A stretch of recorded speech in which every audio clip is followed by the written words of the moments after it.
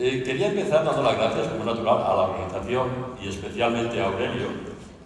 Gracias a él, a su invitación, yo tengo el honor de pasar estos momentos con vosotros. Y sin más, vamos a empezar a la ponencia que tenemos hoy, que vamos a hablar un poquito sobre lo que es la homeostasis intracelular. Bueno, homeostasis es una palabra que viene del griego, que es homeos, igual o similar, y estasis, estado, es decir, estado igual o similar.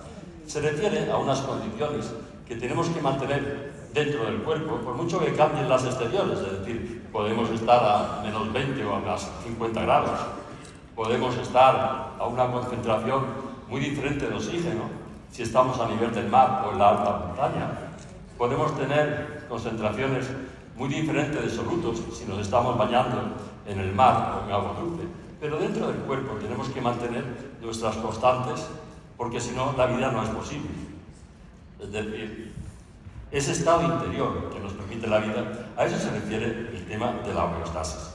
Es un término introducido por un fisiólogo estadounidense en 1926, Walter Bradford Kahneman, que fue una persona muy curiosa. Fue un gran fisiólogo, hizo muchísimos estudios sobre muchas de las funciones fisiológicas y el propósito de esas funciones. El control del azúcar, de la temperatura, de la presión osmótica, de la concentración de protones, y todo porque el problema de este hombre es que tenía una concepción teleológica del organismo. Sabéis que la teleología es una parte de la metafísica que estudia las causas, la causa final de todo lo que existe. Es decir, todo lo que existe tiene un propósito, una intención, un objetivo, y esas causas finales, eso es lo que estudia la teleología. Es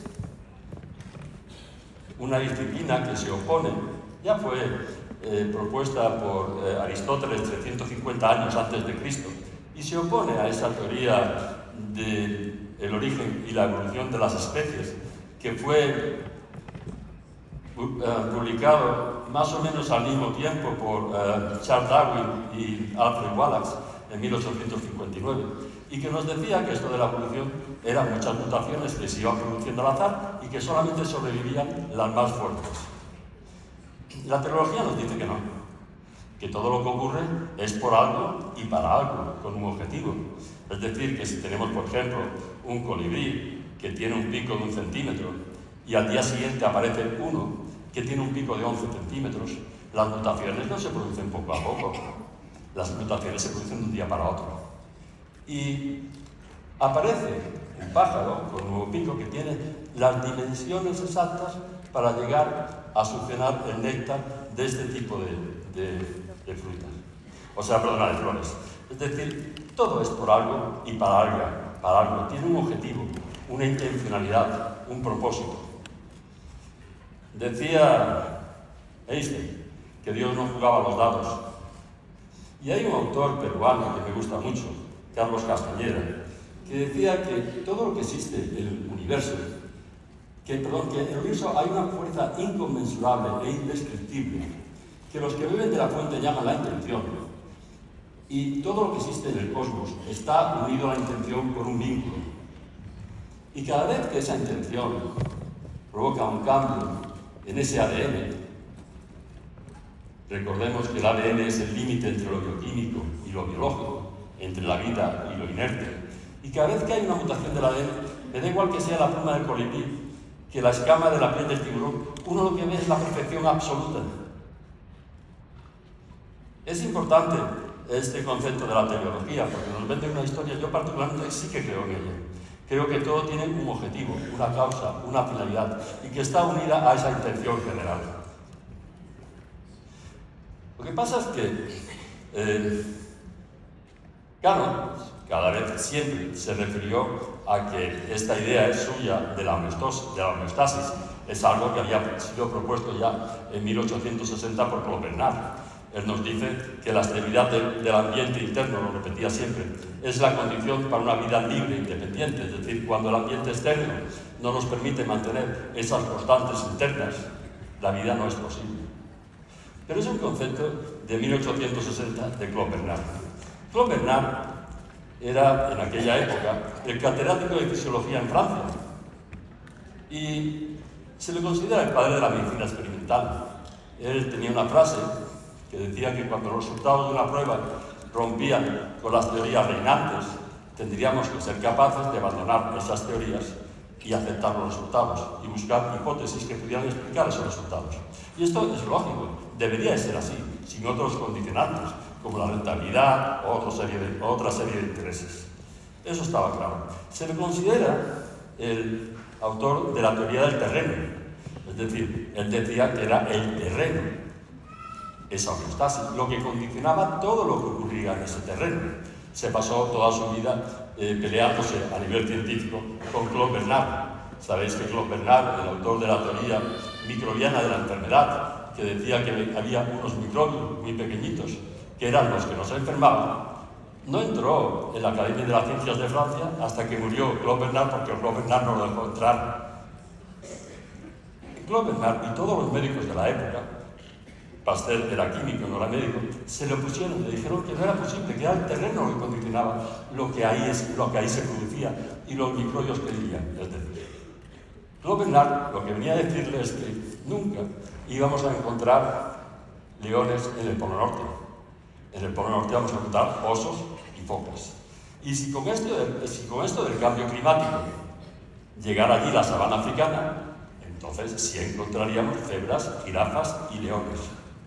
Pero no llegarían primero las cebras y las jirafas. Primero llegaría la sabana africana y después llegaría la fauna que vive en ese terreno que es la sabana africana. Es decir, es el terreno lo que condiciona la fauna que va a existir. Esa es la teoría de Claude Bernard. ¿Era cierta? Claro que era cierta.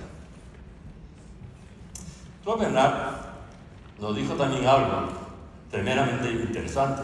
Le decía que el aspecto determinante del terreno era el pH. El pH es el potencial de hidrógeno, es el secreto de la salud. Lo que ocurre es que en aquella época del pH solamente se sabía que había soluciones muy ácidas, neutras, básicas y muy básicas, pero no se sabía nada más. Otra persona contemporánea de estos dos monstruos, de Pasteur y Claude Bernard, fue Rudolf Virchow. Rudolf Virchow era un médico alemán, famoso, que tuvo una actividad muy importante a nivel médico, a nivel político. Fue propuesto 3 veces para el premio Nobel, pero nunca se lo dieron, probablemente por su actividad política.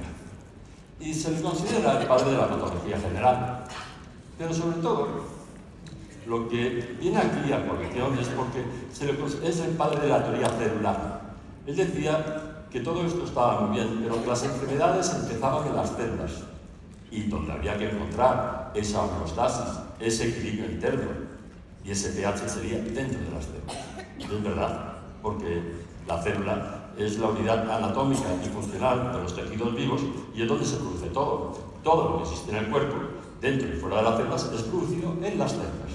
Es decir, estamos compuestos por hidratos de carbono, por grasas y por proteínas.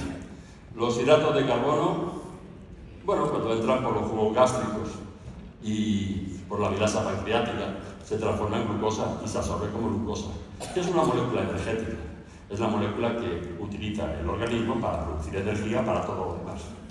Es verdad que también se pueden absorber como galactosa, el azúcar de la leche, pero la galactosa cuando llega al hígado se transforma en glucosa. Y también se puede absorber como fructosa, el azúcar de la fruta. Pero la fructosa no es reconocida por el cuerpo como una molécula energética. Al revés, simplemente por la lipogénesis de nuevo solamente se transforma en grasa y es una molécula más muy inflamatoria. Lo que pasa es que la fruta tiene su antídoto natural en la fibra, que hace que la absorción sea muy lenta y pequeña.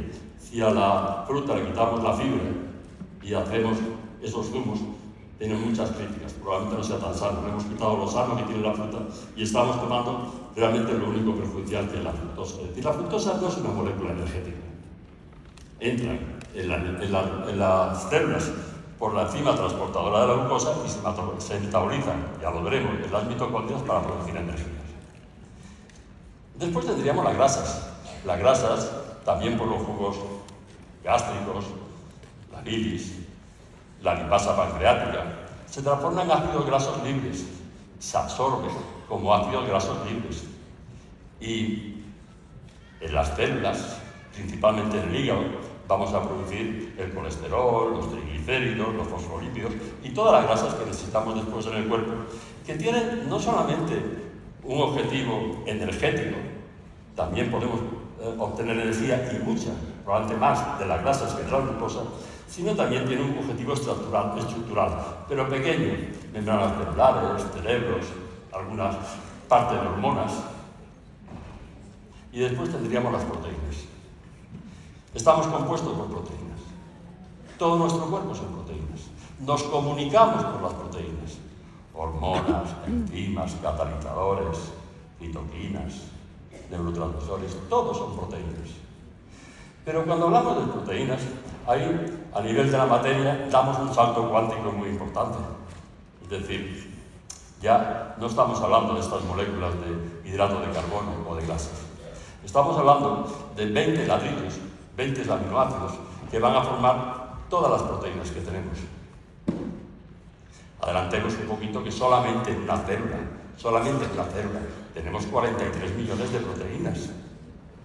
Y esos aminoácidos, esos ladrillos que construyen las proteínas, tendremos que diferenciar en los esenciales que no podemos producir y que tenemos que tomar del exterior, y los no esenciales, que sí podemos producirlo dentro de nosotros. Pero dentro de esos no esenciales, también hay unos cuantos que son semiesenciales. Es decir, que aunque los podamos producir, generalmente somos carentes en ellos, sobre todo cuando tenemos demanda de estos aminoácidos. Es el caso de uno muy especial, del que hablaremos después, que es la cisteína.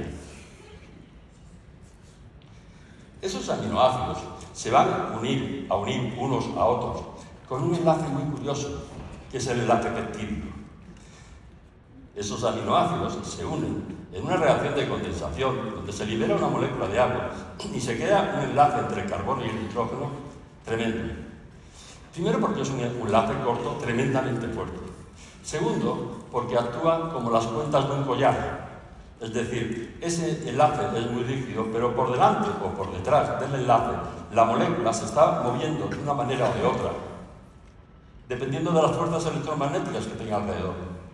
De manera que las proteínas de las cuales estamos formados están continuamente moviéndose. Y cada vez que se mueven, ya veremos cómo se mueven con una intención, con una causa, con un porqué, con un para qué. Otra cosa es que teóricamente lo sabemos todo el día y cada vez sabemos menos. Pero esos movimientos de las proteínas, que ahora los veremos, todos tienen que tener un significado. En segundo lugar, ese enlace peptídico tan fuerte solamente se va a destruir por la acidez extrema y por enzimas específicas. No lo va a destruir tan fácilmente ni el calor ni otra serie de agentes físicos. La acidez extrema la encontramos en el estómago, con un pH de 0 o de 1. Las enzimas específicas, estamos hablando de la pepsina gástrica, que específicamente va a romper ese enlace peptídico. De manera que cuando pasa al intestino, pasa como aminoácidos y se absorbe como aminoácidos simples. También se pueden absorber como dipéptidos, como dos péptidos, como dos aminoácidos. Rara vez como tripéptidos. Los dipéptidos, hay algunos que tienen un mecanismo de absorción mucho más rápido y que se absorben mucho mejor como dipéptidos que como sus aminoácidos simples. Ya veremos también ahora el porqué. En tercer lugar, para que se formen las proteínas, necesitamos el dictamen de nuestro ADN. Una vez que esos péptidos, esos aminoácidos, entran dentro de las células, para que unas fábricas que tienen que fabricar esas proteínas, que son los ribosomas, ya veremos funcionen, necesitan el dictamen, el sello y la frecuencia de nuestro ADN. Es decir, no podemos tolerar esas proteínas extrañas, cuando no tenemos más remedio que tolerarlas por un trasplante de hígado, un trasplante de riñón, un trasplante de lo que sea. Estamos condenados a tomar inmunosupresores de por vida, porque nuestro sistema inmunológico lo rechazaría así. Tenemos que fabricar nuestras proteínas con nuestro sello y con nuestra frecuencia. Es decir, ya lo veremos después, ese ADN que está en el núcleo, cuando está muy condensado. Es decir, el ADN son 2 metros de longitud, que están en un nucleolo de 5 milésimas de micra, 6.400 millones de nucleótidos, y una molécula que no podría haberse formado ni en billones de años de evolución. Y muchos creemos que es la molécula del creador, que tenemos dentro del núcleo de cada una de nuestras células. Cuando esa molécula se relaja, viene una molécula mucho más pequeñita, de 100 o 200 nucleótidos. El ADN son 6.400 millones de nucleótidos, que copia una parte del ADN, le da las instrucciones al ribosoma y el ribosoma crea esas proteínas. Dentro de cada célula tenemos 10 millones de ribosomas trabajando para crear esas proteínas. Pero necesitan el sello y la frecuencia de nuestro ADN. Las proteínas las hay muy pequeñitas, como la insulina de 51 aminoácidos. Las hay mucho mayores, como las citinas musculares, que tienen 34.000 aminoácidos, pero todas están continuamente moviéndose, siempre con un objetivo, con una finalidad, con un algo. Pero ya os comento que llevaba razón Rudolf Virchow. Las enfermedades se producen en las células, y es la célula donde tenemos que buscar un poquito que exista esa homeostasis, ese equilibrio interno, para que todo se produzca como Dios manda. Y ese pH al que se refería Claude Bernard. Claro, hay que esperar todavía 40 y tantos años para que Peter Lauritz Sorensen, en los laboratorios de la cervecería Scarver, nos dieran ya una idea más concreta de lo que era el pH. Él ya define el pH como, en 1909, como la inversa del logaritmo en base 10 de la concentración de iones hidrógeno. Es decir, como es la inversa, cuando hay muchos iones hidrógeno, pues será muy pequeñito. Y cuando hay pocos, será muy alto. Pero al fin y al cabo, la única variable que tenemos es la concentración de iones hidrógeno. Y con esto hace una escala del 1 al 14.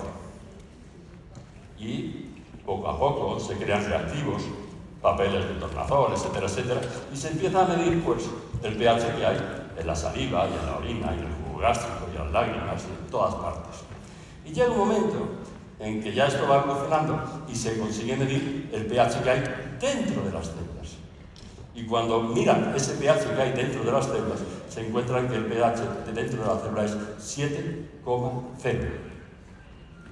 Y en ese pH de 7,0, todo funcionará como tiene que funcionar, como Dios manda. Qué interesante.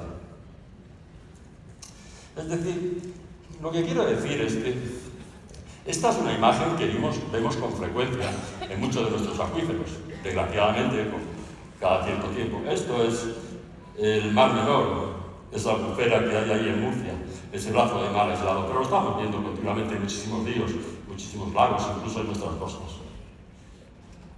Si queremos saber la causa por la cual han muerto estos peces, podríamos hacer 2 cosas. Una es realizar la autopsia de estos peces y encontrar qué virus o qué bacteria lo está matando. La otra cosa que podríamos hacer es analizar ese agua para ver qué existe ahí que impide que esos peces mantengan su homeostasis interna, su equilibrio interno.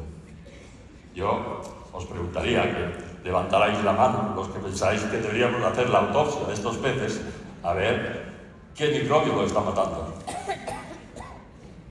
Y ahora os pediría que levantarais la mano los que pensáis que deberíamos de analizar el agua a ver qué tóxico hay en el agua. Creo que vamos por buen camino. Creo que consigo explicarme y que entendáis un poquito lo que quiero decir. Un poquito antes del descubrimiento de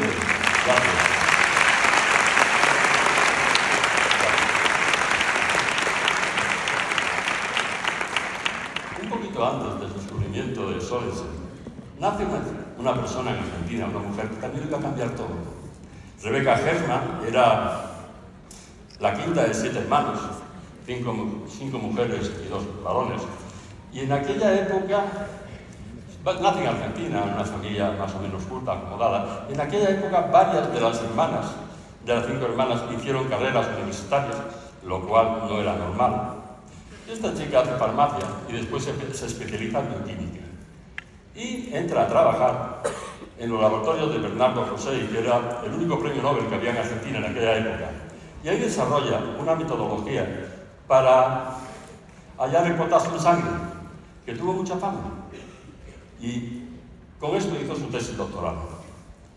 Gracias a ella, consiguió una beca para seguir investigando en la Universidad de Rochester, en Nueva York. Y allí empieza a investigar un poquito sobre la concentración de gases en sangre y también sobre las radiaciones ionizantes. Pero los aviadores, en aquella época, cada vez, en la década de los 50, volaban a más altura, a más altura, a más altura. Llega un momento en que ya tenían que respirar oxígeno. Y ya se encuentra que esta gente, cuando viajan por ahí arriba, tiene más enfermedades, envejecen antes y tienen una serie de problemas. Entonces se pone a investigar qué es lo que ocurre. Y en 1954 nos saca una idea que fue realmente rompedora. Nos saca un artículo en la revista Science que decía el envenenamiento por el oxígeno y la radiación X, un mecanismo en común. Y fue un artículo rompedor porque en aquella época se pensaba que era el oxígeno la fuente de la vida, lo que permitía la vida. No se consideraba que nos pudiera hacer daño. Ella nos dice que el oxígeno, igual que nos da la vida, también nos puede dar la enfermedad y el envejecimiento y la muerte. Y además tuvo una manera un poquito cruel de demostrarlo, es decir, en aquella época, la década de los 50, era muy normal la ceguera de los niños prematuros. Entonces ella demostró en modelos experimentales con animales que el problema estaba en que las incubadoras tenían una concentración de oxígeno muy elevada.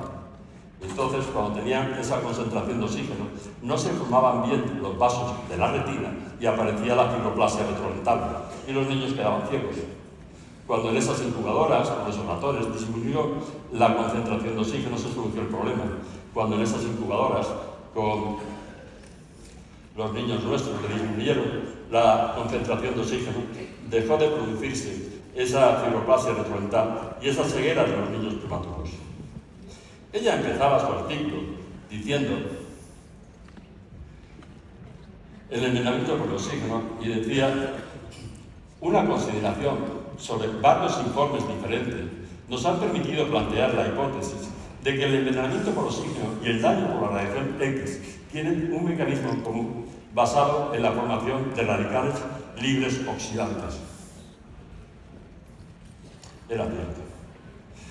Y aunque al principio se despierta un rechazo muy importante a esta hipótesis, después se comprueba que era cierto. Y después se comprueba que siempre que enfermábamos, aumentaban los radicales libres.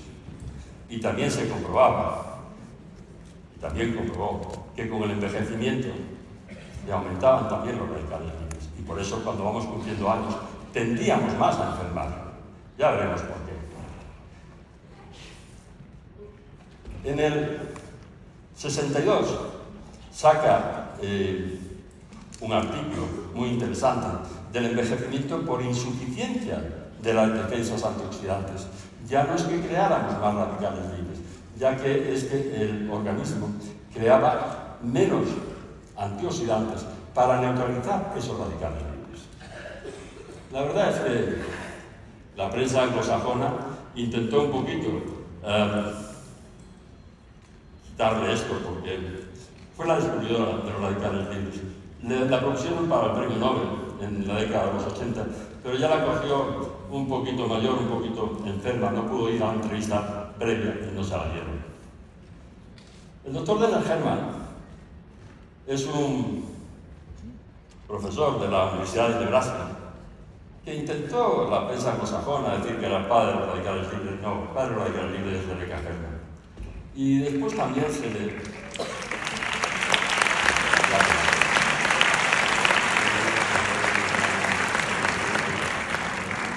Después también se le nombró el padre de la teoría del envejecimiento por los radicales libres. También fue Rebecca Herman la primera que dijo que con los años, con el envejecimiento, aumentaban esos radicales libres. Pero fue una persona muy activa, era muy estudioso del envejecimiento y hizo muchos trabajos al respecto. Y una de las cosas que él encontró cuando se puso esto de moda es que era cierto. cuando envejecíamos, aumentaban los radicales libres. Y entonces hizo muchísimos estudios para ver cómo contrarrestarlos. Y con animales de experimentación metía muchísimas dietas antioxidantes, rica en todos los antioxidantes que conocía.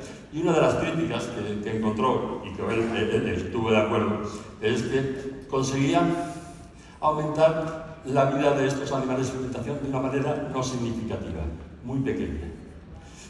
Dándole vueltas a ver por qué no lo conseguía, en el 72 nos saca una teoría muy interesante, que era la teoría mitocondrial del envejecimiento por los radicales libres.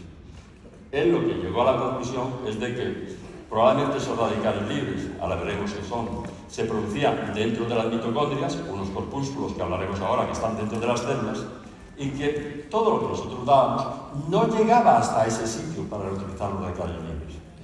La verdad es que en la década de los 90 se comprobó que sí que llevaba razón, y que el 90% de los radicales libres que producíamos se producían dentro de las mitocondrias, y todos los antioxidantes que dábamos no llegaban hasta ahí para poder funcionar.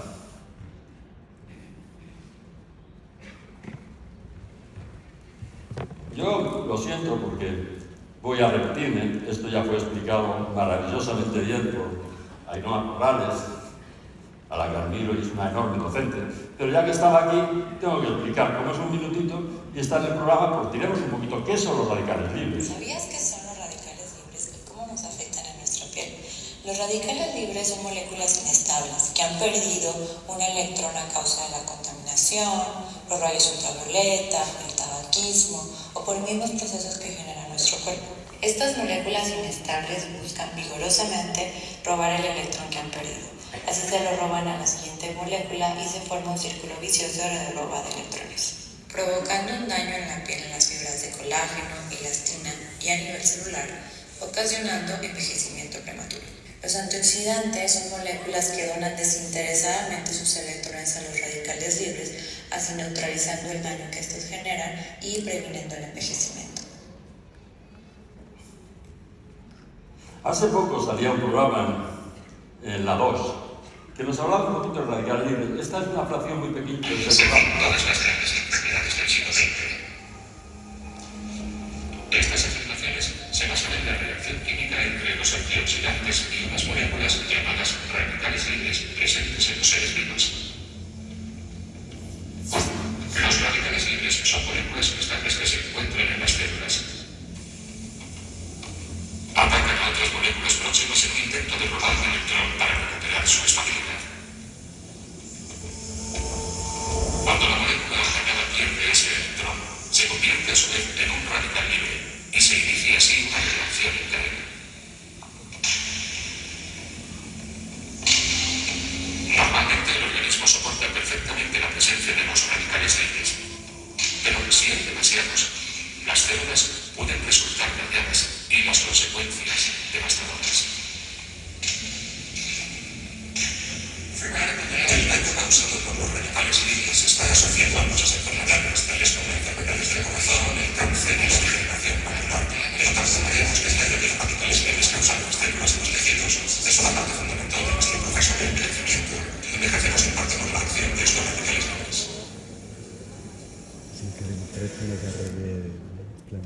Porque en mi ordenador se oía bien.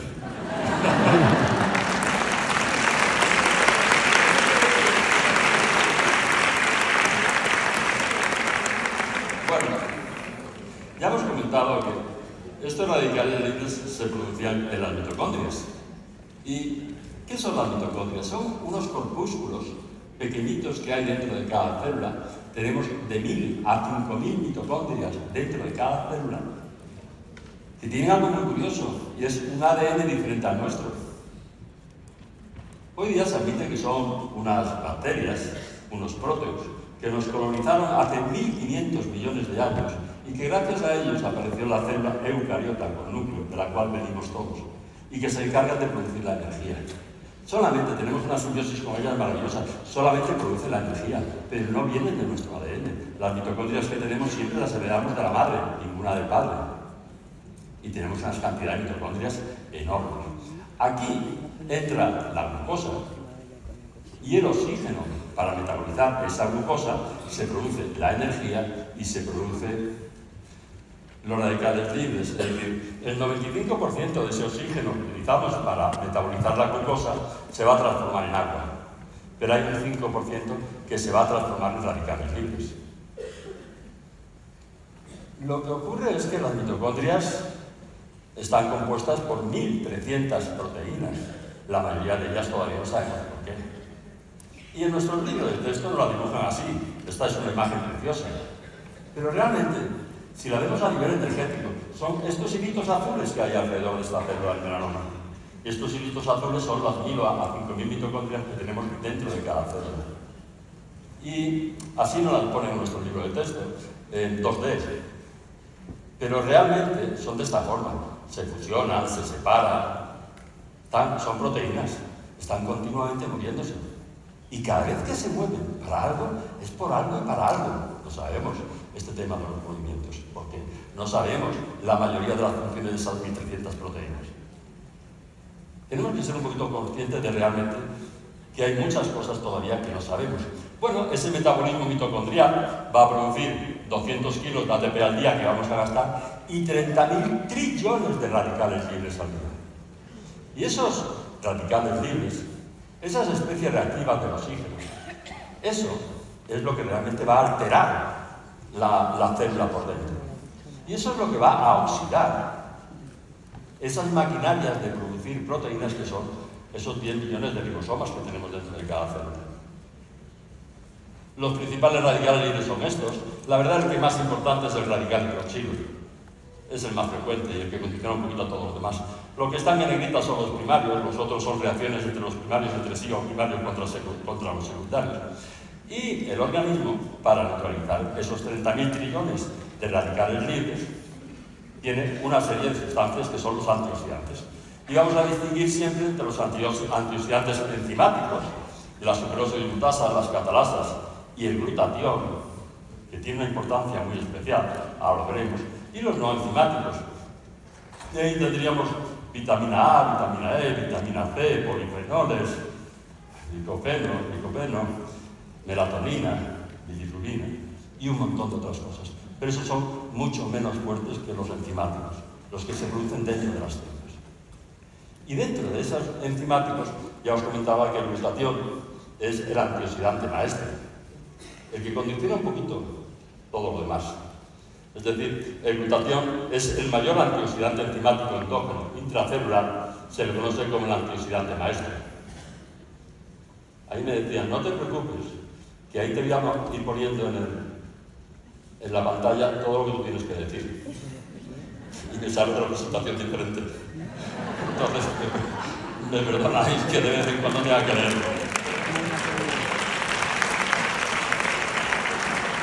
Bueno, dicen que el cuerpo humano, especialmente el hígado, produce entre 8 y 10 gramos al día de glutatión y que con una alimentación muy sana, rica en una serie de sustancias que veremos después, podríamos obtener 0,15 gramos.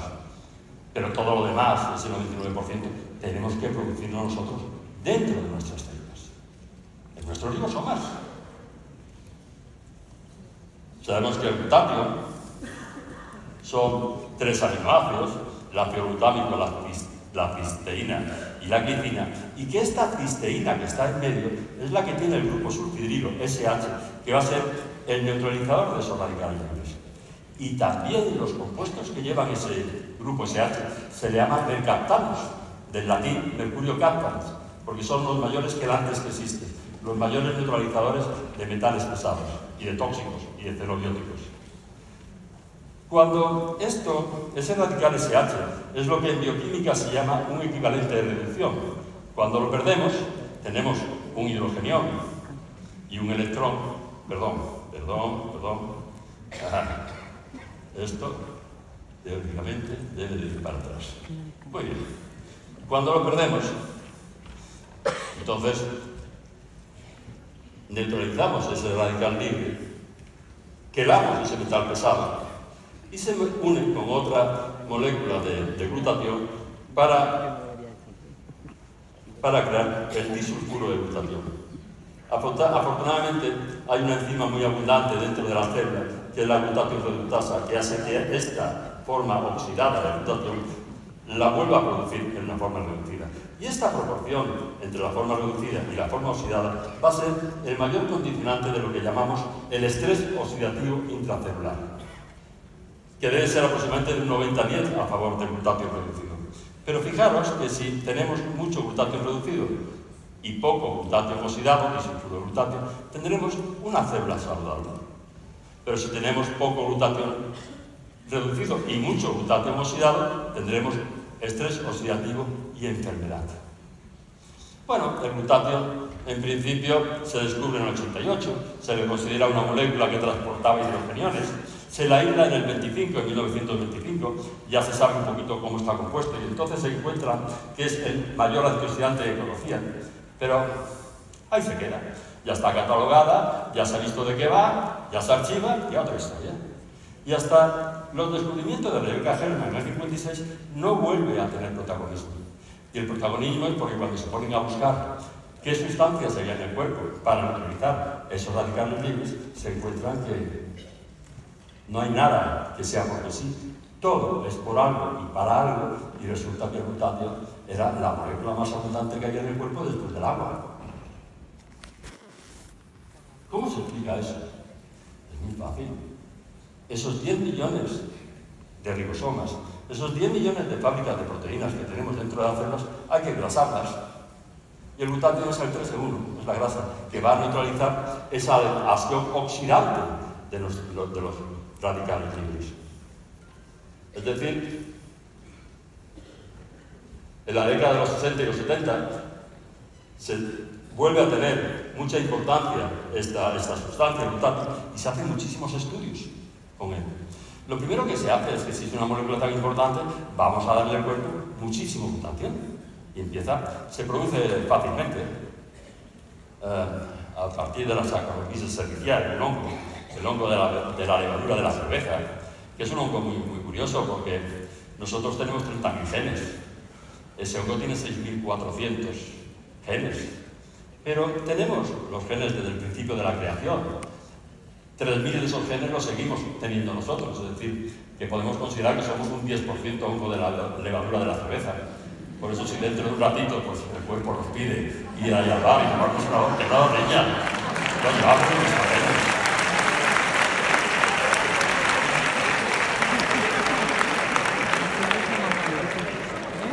Pero claro, se comprobó que por mucho glutatión que diéramos, ese glutatión no llegaba a las células. Y el estrés oxidativo seguía exactamente igual. Teníamos muchos problemas. Era una proteína extraña. La destruíamos.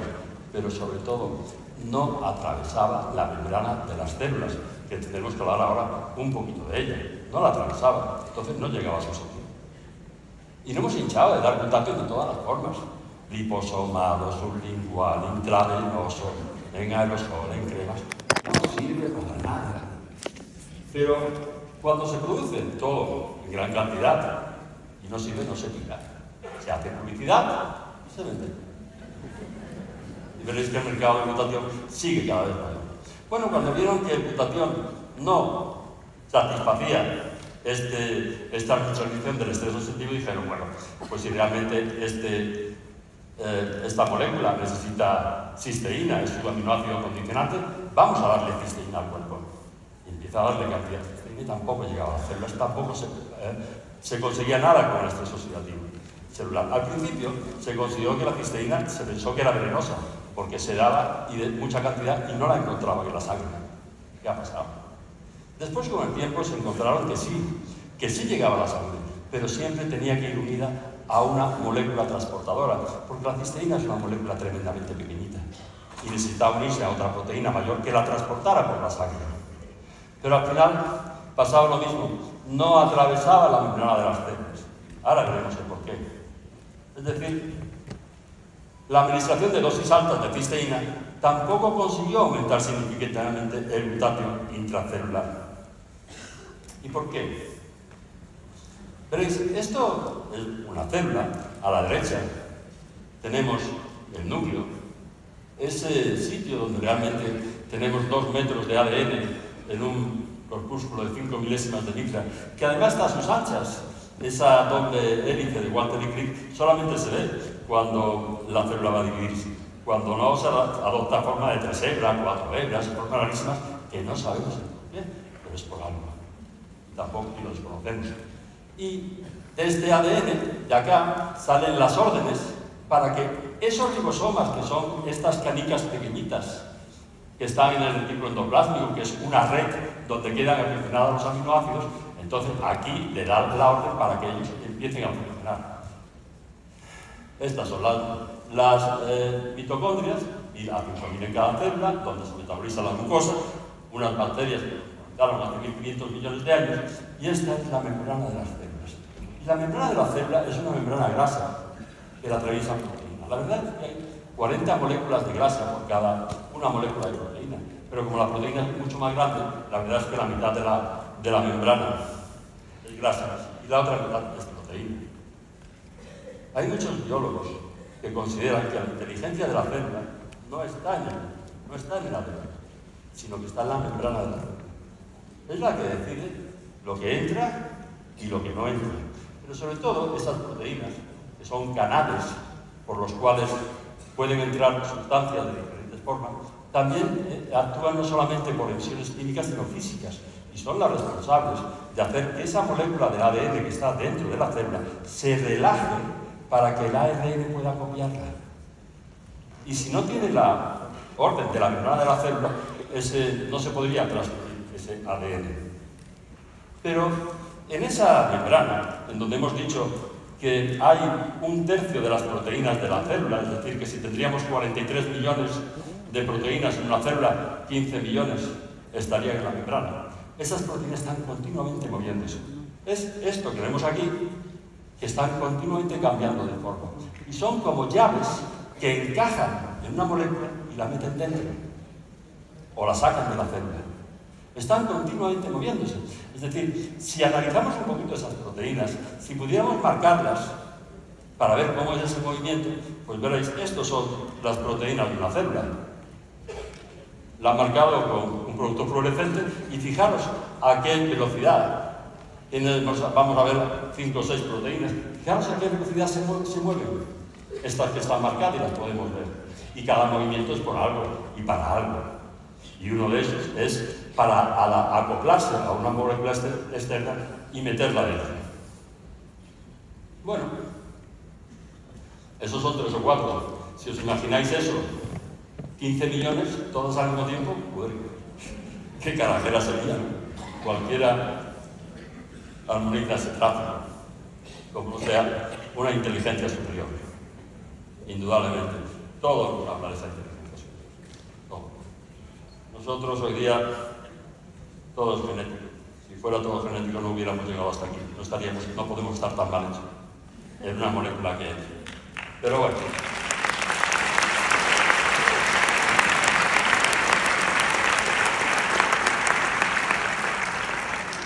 Fijaros cómo se mueven estas proteínas de la membrana. Bueno, el glutatión se produce en el interior de las células, en los ribosomas, en estas fábricas que hay aquí cerca del núcleo. En principio, la cisteína es el aminoácido limitante en la producción de glutatión, pero esa cisteína no la podemos meter como tal dentro de la célula. Ahora veremos cómo la podemos meter, porque así no. Ni como glutatión ni como cisteína. En el citoplasma, dentro de la célula, su concentración es mayor sobre todo en los órganos de eliminación, 7,3 milimoles en el hígado, 4 en el riñón, 3 en el pulmón. Y son los órganos que primero van a responder a nuestros tratamientos. Pero no olvidemos que el cerebro pesa el 2% del cuerpo y consume el 20% del oxígeno. Es decir, es un sitio donde se producen muchos radicales libres y realmente también es un sitio muy sensible a esos radicales libres. A ver. Bueno, en las mitocondrias su concentración es mucho mayor, que quiere decir que hay un mecanismo para meterlo dentro de las mitocondrias, que es donde tienen que funcionar, donde tienen que actuar. Las células son impermeables al glutatión por lo que dentro de la célula lo vamos a medir en milimoles, pero fuera en micromoles. La concentración exterior es miles de veces inferior al interior de la célula. Es aquí donde tiene que funcionar. Lo que pasa es que el glutatión no puede entrar dentro, pero sí puede sacarlo fuera, pero hay una serie de enzimas que lo destruyen en la membrana y recaptan la cisteína. Este es el mercado de glutatión. Vemos que va aumentando las cosas. Esto es la molécula de cistina. Es como se presenta la cisteína en la leche materna, como nos da la naturaleza. Dicen que come todo lo que tú quieras de lo que Dios ha puesto entre el cielo y la tierra para ti, pero como Dios lo ha puesto. Pero cuando terminamos la lactancia materna, pasteurizamos la leche. Hace 2 millones de años que el Homo erectus descubrió el fuego, calentamos los alimentos y destruimos esa cistina, que tiene una particularidad muy importante, que es ese puente disulfuro que hace que tenga una forma especial. Y para esta forma de cistina sí tenemos unas proteínas en la membrana de la célula que las cogen y la meten dentro. Pero no para la cisteína y no para el glutato, sino para la cistina, para ese dipéptido, que son 2 moléculas de cisteína. Los precursores del glutatión son extremadamente sensibles al calor.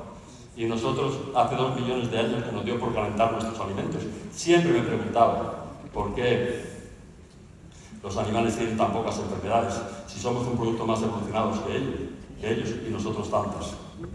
Es decir, la cistina está presente en algunos alimentos, judías verdes, brócoli, lentejas, pollo, derivados lácteos, pescados, merluza, atún, bonito, pero ya no podemos volver a la época de los australopithecus para tomar el pollo crudo, la merluza cruda, el atún crudo, los garbanzos crudos, ya no. Entonces, si queremos seguir un poquito disfrutando de los placeres que nos da ahora mismo la vida y sobre todo la gastronomía, lo siento, pero mi principal consejo es que toméis el Brugal. Está claro. Necesitamos tomar el Brugal.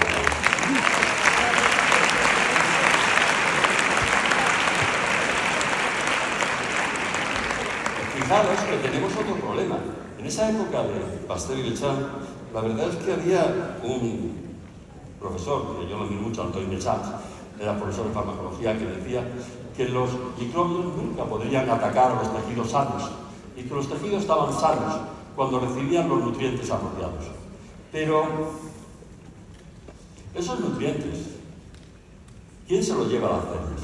La sangre, la circulación, pero no los vasos grandes, sino los capilares, son más pequeños que los cabellos.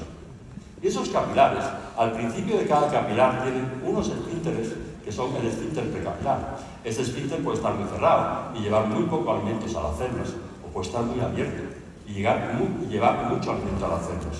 Es decir, estos tonos amarillos que vemos aquí, que son el esfínter precapilar, el estrés, la tensión, el miedo, las preocupaciones, la angustia, el sistema simpático, los cierran y hacen que no lleguen esos alimentos a las células. La relajación, el bienestar, el ser felices, el dominio parasimpático, hace que se relajen esos esfínteres y que nuestras células están bien nutridas. Os voy a dar un consejo muy importante. Los nervios que controlan estos capilares son los mismos que controlan los túbulos secretorios de saliva en la boca. Y cuando tenéis la boca llena de saliva líquida, agradable, como agua, esos esfínteres están relajados, nuestras células están nutriéndose bien. Sin embargo, cuando tenéis la boca seca, como el esparto, no llegan esos nutrientes a las células. ¿Os acordáis que cuando erais pequeños y el médico venía a vuestra casa, lo primero que hacía era pediros que sacarais la lengua? Solamente veíais si estaba húmeda o estaba seca. Si estabais curando, pues la enfermedad iba a peor. Los bebés babean. Los niños chicos hacen pompitas con la saliva. Pero en vuestro cuerpo mandáis vosotros. Y si todos los días vais 5 o 10 minutos, os quedáis tranquilos, relajáis y decís, quiero tener la boca llena de saliva líquida, agradable como agua, quiero tener la boca llena de saliva líquida, agradable como agua. Y no paráis hasta que la boca se os llena de saliva. Poco a poco veréis que vosotros mandáis en vuestro cuerpo. Por eso es por lo que... Recuerda, la felicidad es una decisión. Te invito a tomarla cada día. Soy Mauricio Lorenzán y soy 100% inmunológico. Dios nos recuerda continuamente que tenemos que ser felices. Por eso Aurelio, el primer día, en el primer momento, inauguró este congreso diciendo, perdón, que aquí hemos venido a disfrutar el camino y a ser felices, que es lo que más cura. Si yo pudiera recetarlos algo como médico, aparte de tomar Inmunocal, si yo pudiera recetarlos algo para todo, indudablemente, que lo que recetaría sería muchas velas, muchas rosas y muchas botellas de vino.